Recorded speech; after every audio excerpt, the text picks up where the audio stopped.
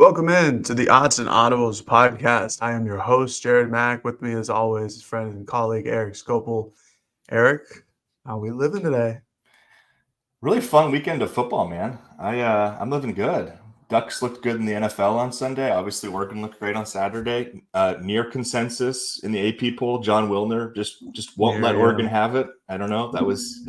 It's like I'm not sure about that. I there's don't know what it always. is.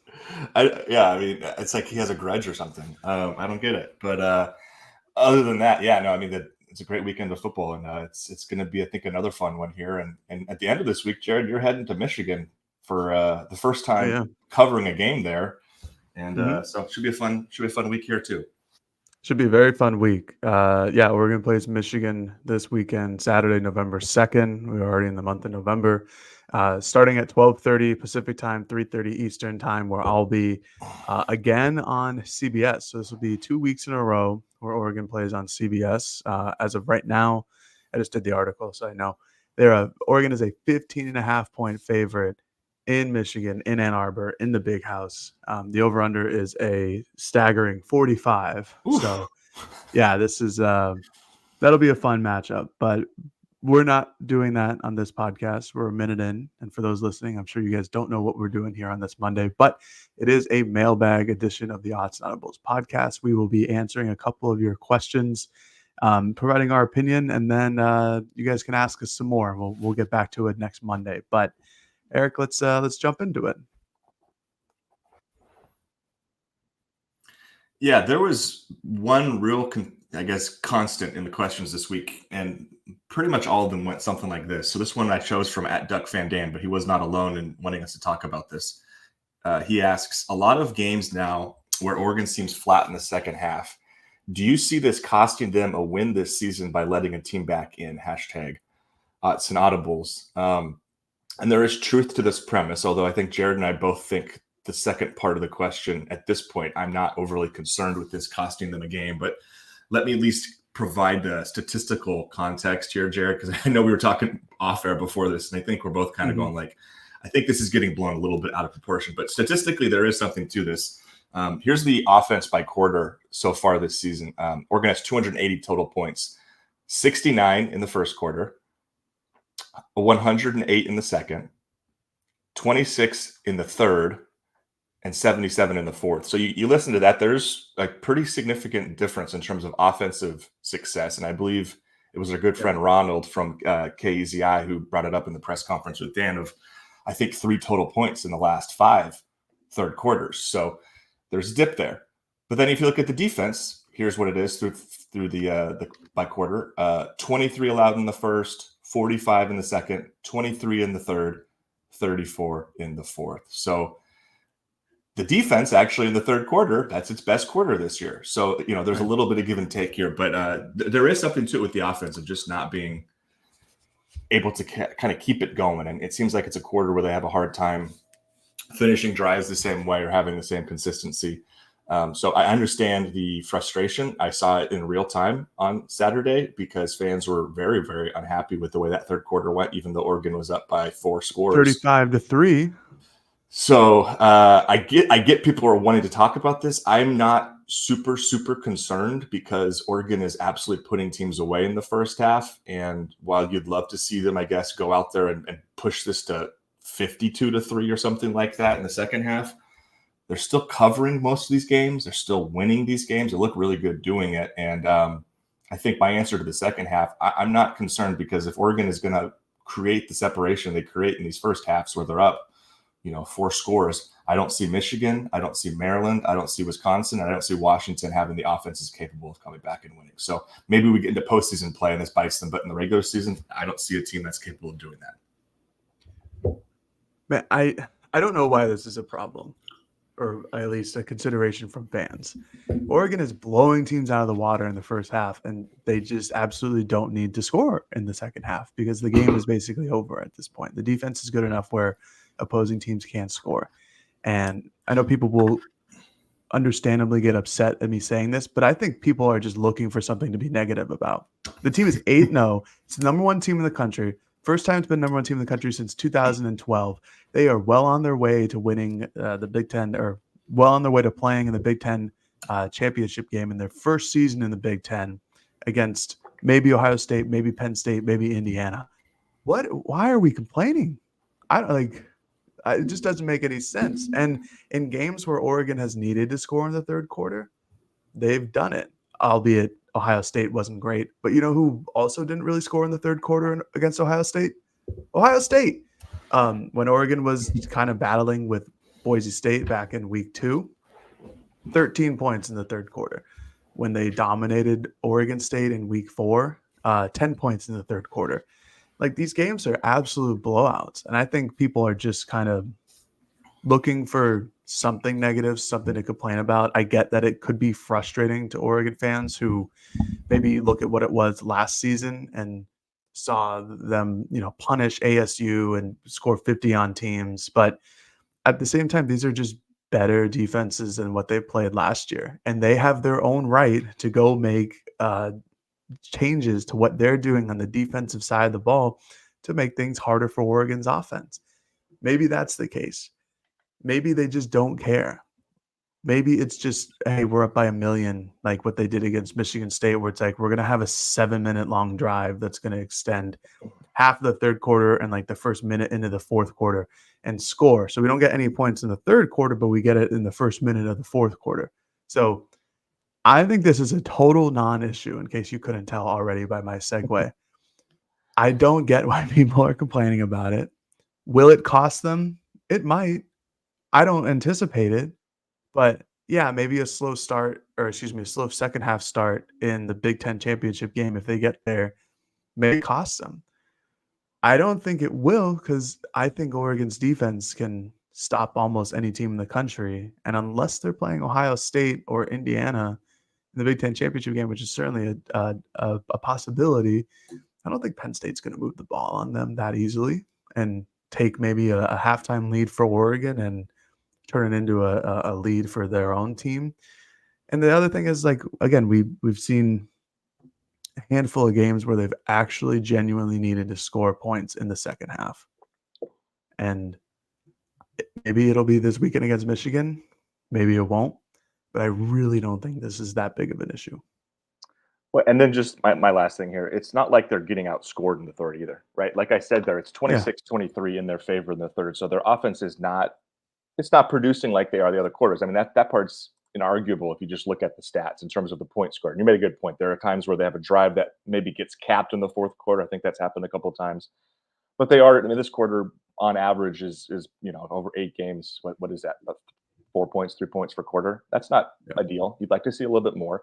At the same time, the defense is also their strongest quarter. I think that part you can actually make that an encouraging thing where the defense maybe sometimes they sense that the offense doesn't quite have it there. The defense has had the answer, and think about what happened on Saturday, where I know they gave up the 6 on that really disappointing long drive, but the way they answered just to start that half, I thought was really impressive. Like we talk about the offense not coming out with the energy or something, the defense gave up a couple big plays and then bowed up in the red zone and held held them out of the own zone with 4 straight plays inside the 10-yard line. So I agree with the defensive part. And it really, again, my point here is, like, I guess if this is like a real concern, this could bite them, but it's only going to bite them when we get further into the season here. And I'm really not convinced that this is that big of an issue. It just gets better competition. I think this team will have its focus. I just think when you're up 35-3. Yeah. I got when it was like 21-3 against Michigan State, where you're like, oh, you'd like to see them go up 28-3, the 30. Coming after this game, like, come on, it's 35-3. That game was well over. I kind of goes back. It's like, did anybody watch the first half and see how dominant Oregon was compared to their opponent? Because I don't know what gave you kind of the idea that the other team would be able to get up after being knocked out and come back and spin their own knockout on you. Like, I don't think that was ever going to happen against most of these games. So, all right, let's jump over to number 2 here. We'll get into some positives here. I think from at Jameson White 16 through 8 games, who are a few players on offense and defense that have been surprises? And he said he would love positive and underwhelming examples. Hashtag Autzen Audibles. I just wanted to talk about this player briefly because of this isn't a big surprise, but I don't know if we're appreciating Tez Johnson's run of offense these last 2 seasons. I was just looking through this statistically, and I know this is kind of not on the topic, but I wanted to talk about it this week. He is going to be right near the top on some of these career lists over a 2 season span. Like he's already ninth on the receptions list through 2 seasons here. He's Mhm. just on the verge of being 10th in receiving touchdowns over a career through 2 seasons. And my point being here is I think he's making a very strong case, at least statistically, to be one of the greatest receivers in program history, the best 2 year run in program history, statistically, undoubtedly. I mean, he's going to break a bunch of the records I believe that Troy set last year. I know he still holds the receptions record with 86. He's like 20 away from doing that, and he's averaging almost 10 catches per game. Um, so I just wanted to point that part out. I don't know if that's a big surprise, but I'm not sure if I expected at this point in the season to be looking up and going like, "Gosh, this guy is probably going to shatter all these records almost." Especially if this team plays as far into the playoffs as they play 15 or 16 games. He's going to have like Yeah. over 100 receptions, 1,500 yards, and probably 15 or 16 touchdowns based on the pace he's at right now. So again, that's probably not a huge surprise, but I just wanted to shout out that part because I don't know if we talked quite enough and appreciated the seasons he's having. And obviously, Saturday was arguably one of his better games in terms of the type of plays he was making and the caliber. So that was a player on offense that I wanted to start with. And then I guess on defense, I'll just stick with guys that have produced at a really, really high level that maybe I wasn't anticipating, and throw out Bryce Betcher again, who this was not a guy I thought would be leading the team in tackles through 8 weeks. There's been some kind of up and down with in terms of production. Like he didn't do a whole lot against Ohio State. I think he had 1 tackle. And for a second, I was kind of like, oh, maybe this is the rotation catching up to him. Oh, here comes Bossa, Jackson, and Jacobs maybe taking the majority of the snaps there. Wasn't the case. Last 2 weeks, really productive, out there on the field all the time, makes a lot of plays. I think he's really improved in run defense in particular. Mhm. So those are just the two guys, kind of like big picture guys that are being really productive that have stood out to me that I wanted to shout out. Yeah, two worthy guys. For Tez, real quick, like I don't know if it's because he's a transfer portal player or maybe his like game isn't as exciting as say like a Troy Franklin where they're catching like 50, 60-yard deep balls down the sideline for touchdowns. But yeah, I feel like it just kind of is maybe taken for granted just a hair, or like how good he is at creating open space and creating missed tackles and getting around the edge and doing all kind of like the dirty work as a slot receiver would do. Like I think he's just incredible out there, and I don't know if his career goes much farther. Like maybe like he'll probably be drafted, but Yeah, such a small frame. It's like I don't know how it'll do in the NFL, but regardless, he should go down as one of, if not the best Oregon receivers in program history because he's got the numbers. He's gonna be winning. He's gonna. I don't know. He could potentially win more than any other player has won here at Oregon. that's a good So point too. Yep. he'll be right up there on the list. I think that's a good one just to like remind people because I think a lot of folks kind of get lost up in just this is what Tez Johnson does. It's like no, like this is what Tez Johnson can only do. Like that's the only guy who can do this. Offensively, I think Nashad Strother is probably my guy. Great, Just great pick. because Yep. we didn't know what he was going to be last season. He theoretically was competing for a starting job alongside Stephen Jones, and like him and Marcus Harper were in a battle. And then he breaks his arm or breaks his collarbone. I can't remember what the injury was right now, but he I think it was doesn't. a separated shoulder. It was something in that family of I knew it injury. was like I'll look it arm up. Yeah, one something. second. Um, but yeah, he doesn't get to play basically at all last year. And Harper turns into a solid left guard who still is a starter this year. And then we come into this season and they brought in Matthew Bedford theoretically to replace Stephen Jones. And you're like, okay, Nashad Strother, like, are you gone? Are you hitting the transfer portal? Like they just brought in a guy to genuinely replace you as a potential starter. And Oregon has depth at the guard position and with Dave Iuli and others. So for him to stick around, come into a starting job after 2 weeks of really poor line play with Oregon Yeah. against Idaho and Boise State, and then just kind of solidify that offensive line where he's not the best, and but that doesn't matter. He's still a talented player. He's just around a bunch of other talented players. Like, could it be better? Sure, I guess you could have like an All-American there, but Nishad has taken the offensive line and moved Poncho back to center and made this very formidable. I think it's how many sacks since Boise State? Like 3. It's like 3 in the last 5 weeks, 6 weeks. I think you're right. I think it's 1 this last game and 2 in Purdue, and before that it was like 4 without a sack. Right. And I think all it's similar to the Tez Johnson thing last year where Oregon's offensive line was so elite that there was only 3 or 4 quarterback sacks the entire season. Like, that's not the norm. Like, that is the exception to the rule. And this year, it's like the offensive line is more normal, where they're giving up more sacks. But they've done a tremendous job. I mean, they didn't allow a sack against Ohio State. When they play at their best, they're still one of the better units in the country. So I think, and Nishad has done an excellent job of settling down the offensive line and providing continuity and just giving Dylan Gabriel time in the pocket. So I think really like without him, and I don't know where they would have turned if they still decided to go, without Charlie Pickard in the lineup, because that's a big question mark. Maybe it's Kavika Rogers or whoever else it is, or Janoris Wilson. But um, I think he's been awesome. And then on defense, a lot of names here.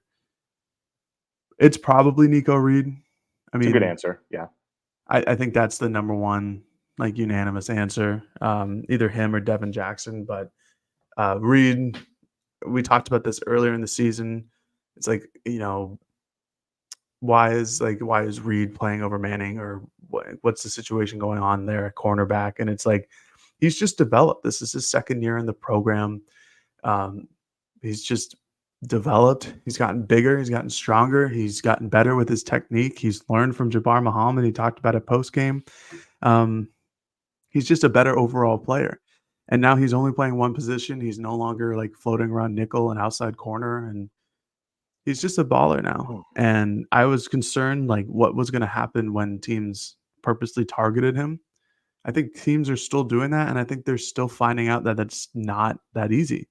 That it might be not that I don't think Nico's nearly as good as Jabbar, but this might be just like a no-fly zone where no matter who you target, you got to throw a good ball. You have to have good pass protection. You have like all these things have to come together to complete a pass that's more than 10, 20 yards down the field. So I think he's the obvious answer. I think he's helped solidify this defense so much because that was a huge problem last year against teams like Washington, where you had one guy who was probably pretty darn good, and then the other side of the field was a big question mark. And this year you have 2 guys who are really good. Grade 3 AC strain for Mr. Struther last year, and AC joint, nice. that's tough. He said he was playing last year like on like 80%. You're right with him. I mean, he rescued this offensive line from what was obviously kind of an untenable situation with with Charlie Pickard. Because imagine if it didn't work with him, and we're still dealing with this Yeah. rotation offensive line, which was really, really pretty bad. And that was some of the worst offensive line play we've probably seen since pre Mario Cristobal arriving as the offensive line coach. Like you probably have to go back Yeah. to like I don't even know. I think the offensive line play was pretty solid, like under Helfrich for the most part. So I don't know when. Maybe someone in the comments can give us an idea of like when was it as bad as it was It's to start the probably season. like it's probably 2016, but I can't like Yeah, pick out a specific date. I mean, I couldn't tell you much. I don't remember much about that offensive line because I think that season I've tried to block out of my memory. But you're right. He rescued them in a lot of ways, and I think that was his emergence was really significant. And also, like when you watch the games, and I know I've talked about this, and I know a lot of it has to do with who's playing next to him. They run to the left far more and with far more success than going to the right, and I think that has a lot to do with Josh Connerly. But Nishad isn't uninvolved in those plays and has obviously done a good job there as well. And then you're right with Nico. Nico is just a great choice. And like honestly, he probably played his best game of his career at Oregon on Saturday. I mean, he made so many You plays might have. in a lot of different ways in terms of the coverage he played, breaking up passes. He had a great play where he kind of skirted between the tight end who was trying to set a block on the outside and just laid out a receiver on a screen pass for a couple yard breakup. Very sure tackler. Just I think playing at a really high level. And again, it was a concern of, oh gosh, they're so short in the secondary. And we were kind of talking about this, like no one's taller than like 5'11" in the secondary. There's going to be a team that exploits it. And through 8 weeks of regular season, I know Ohio State certainly had some wins and had some success on the outside because those guys are really good. But I think the coverage has been awesome. And you can correct me on this, Jared. I was looking at Pro Football Focus just from a team grade perspective. I think Oregon's number 2 in the country in coverage right now. So they think very highly of this secondary. Nico's been a really big part of that, clearly. Do we have underwhelming examples to give up? I don't know if I can think of too many guys that have been like extremely underwhelming. I guess like They are number 2 in the country. okay, yeah, I thought Pretty I saw that. That's pretty dang good. I was thinking here, Jared, underwhelming examples. Like I guess on defense, I just thought Justin Jacobs was going to be one of their primary linebackers, and he hasn't been. Now, I also don't think he's played poorly, and his production's been like. Would it surprise you to learn he has as many tackles as Jabbar Muhammad this year? I know they play totally different positions, but like he's got 22 tackles. Like he's involved. Like he doesn't. He's so, but like he jumps into my mind of a guy who I was like, oh, he's going to be one of the leaders in snaps at linebacker. But that hasn't been the case. But I still don't know if that qualifies. Offensively, gosh, I don't really know who to pick.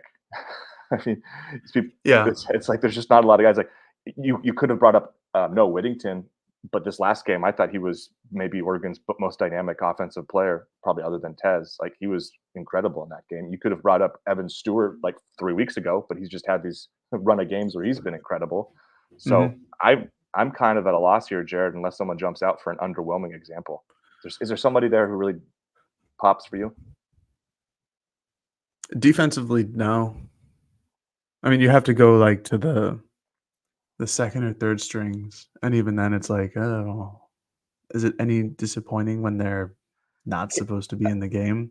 Cam Alexander maybe being a guy we thought was going to start. That's not underwhelming. It's just Yeah, but that's surprising, Yeah, that's not. Yeah, exactly. It's not an underwhelming thing. It's that we didn't know who Dan Lanning and Tosh Lupoi wanted as defensive starters. Right. Like I had Jeff and Justin, and Jeff is there, but Justin isn't.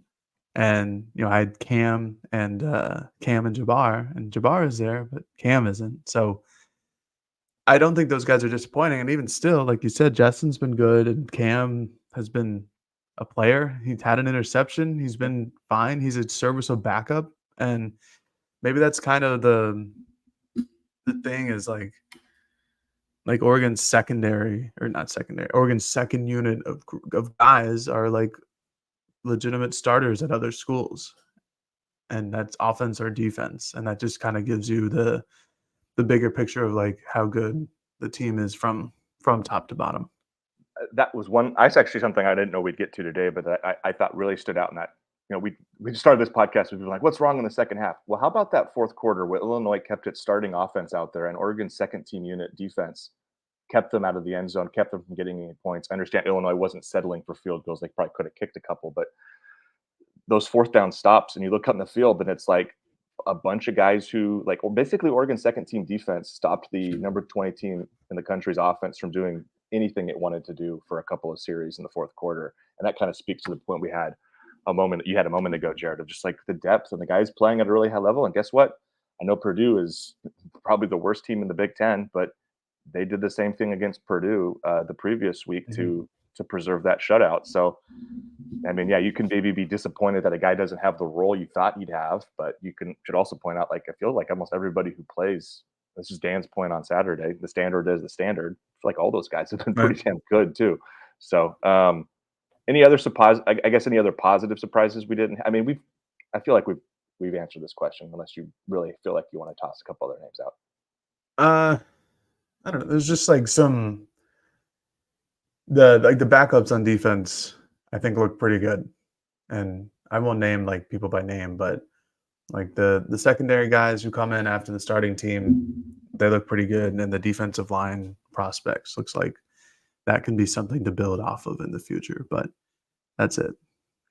And I guess in that same vein, I'll throw out Justice Lowe, who is definitely exceeded my expectations for what his role would be, and we'll see what it looks like the rest of the season. But this looks like a guy who is capable of contributing in a lot of different ways, and I wouldn't be surprised if this is a guy who's playing 30 to 40 snaps the rest of the way. And that's certainly a surprise for me because I wasn't sure if he'd be involved very much at all this year.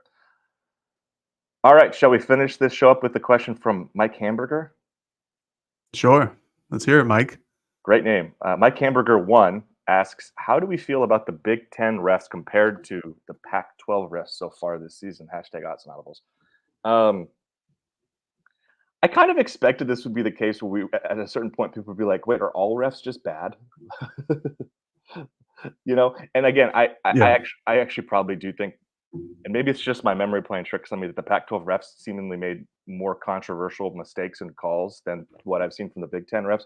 Big Ten refs certainly haven't been perfect. It's been some kind of iffy stuff in most of these games. And, I'm sure Ohio State fans aren't thrilled with some of I know they aren't thrilled with some of the officiating or some of the ways that final couple of sequences went down. I'm not saying it's an issue, but I'm just saying there's frustration in general. I just think it's so silly. But let's be real. The Big Ten officials on Saturday missed 2 clear fumbles. One of them was recovered by Altmaier. The other one could have been a scoop and score. I thought that was very obvious.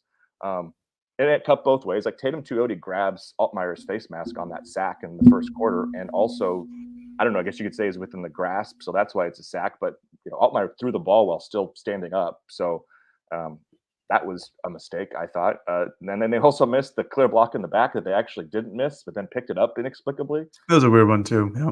And by the way, this is an interesting stat. That was 34 of Illinois' 89 total yards in the first half came on a play where it looked like they committed a pretty clear infraction at the point of attack.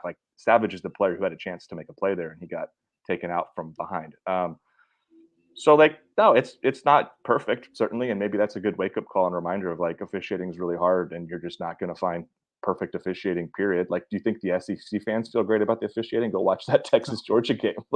Yeah. It's not great. That's just how officiating is. Go watch the NFL. There's a ton of plays that are controversial there too. There's face masks that are getting missed to decide games. There's controversial calls that are being missed or being thrown in key situations. So I just think officiating is really hard. But I actually probably think the Big Ten officials are slightly more competent than the Pac-12, but it's certainly not a runaway like I think some fans expected it would be. Yeah, I think the last sentence there is right. I think a lot of people thought that all the problems would kind of just be gone, and that's not how it works. Being a referee is hard. It's like being a referee in basketball. It's being an umpire in baseball. It's just hard to do, and so many people are watching the games that if you do get something wrong, then everybody's going to point it out. But when you do something right, which is literally a majority of the time, then nobody really cares. There's just been, and there's always going to be oh, well, they, called this against my team because they don't like my. It's no. It's just it's a hard job, and we should be thankful for refs, even though they suck a lot of the times. Yeah, and that's a good way of putting it's fine. It's fine. But in terms of the actual, the question here of compared to Pac-12 refs, Big Ten refs are just so far and away above. They are Pac-12 refs were awful. Just terrible. I forgot what game it was, but I think it was Oregon and Washington State, maybe in 22, where somebody punted and they caught it and they fair caught it, and then they had a play on the field, and then they said, "Hey, we're gonna go back 2 plays ago and then repunt because something was wrong." That was type of shit. That was Washington State in 22, and what they did is they forgot a down, and so Washington State punted it on what would have been 3rd down. I'm not saying that'll never happen, but that's the shit that probably won't happen with a Big Ten referee crew. And there's, so many other examples of Pac-12 ref stuff where I can't think of it right now, but we can have a poll or something like that, or you can leave a comment of your favorite Pac-12 ref moment, because there were some dandies back in the day. How about the final 2 minutes at Stanford for Oregon in 21? Oh, and I know, Jeez. I mean, I'm not saying Oregon didn't make any mistakes on that drive, but it was targeting ejection, 3 pass interferences, I think another 15-yard penalty at some point. It was just what's going on here in Oregon? lost and ended up going into overtime and losing. So, I mean, those are just a couple off the top of my head where you're like, officiating played a real role in some funky stuff happening. Um, I did have just one last thing here, which is I pulled up the penalty yardage stats between 23 and 24 for Oregon. Oregon being penalized 20 yards fewer this year through 8 games than they were last year, averaging about 41.8 yards per game in terms of penalties. Last year it was up to 60.6. So I don't know if that's necessarily officiating as much as it's discipline, as much as it's matchup, as much as it's all sorts of other things. But in Right. terms of just being a penalized team, Oregon has done a better job this year. Yeah. I mean, I'm not overly surprised to hear that, but I don't know. It could be a whole bunch of things, but I'd be interested to see, like, it'd be such a hard, like, stat to pull as, like total penalty yardages, like, per conference or by conference, I should say. And I don't know if that's like I don't even know if that's like a stat You know, people would keep. you could do that pretty easily. You just add up all the. I mean, I'm not going to do it right now because it would take a couple minutes. But you could add up all the stats by conference for the last couple of years, and we could do that. Maybe we'll come up with a little penalty report for I mean, I don't wanna our Wednesday show. I don't mind looking into it. Be curious to see. do Just some math. do a little bit of math. I think you just add up and divide by the number of teams in the conference. We'd have a nice little average there. Yeah, sounds like it could be doable, but I'll have I a don't report. wanna do it. I'll have a report back on Wednesday, or I won't. I don't know. Or you won't, yeah. I mean, we'll see if it happens. But that's just Stay tuned to possible. find out. Yeah. All right. Well, I got nothing else. Do you? I got nothing else either. We'll get into Michigan later in the week here, but we had no Michigan questions, which I thought was kind of interesting going into this game, which also sort of speaks to the season the Wolverines are having. Yeah. But yeah, no, I think we're good here. Yeah, Oregon visits Michigan this weekend for the first time since I think 2007. 12:30 Pacific time, 3:30 Eastern time. If those listening or watching are from on the East Coast, November 2nd against Michigan. Um, Oregon is a pretty big, like 2-score favorite going into the big house, so that should be a fun one. I will be there. We'll have full coverage on duckterritory.com during the course of the week.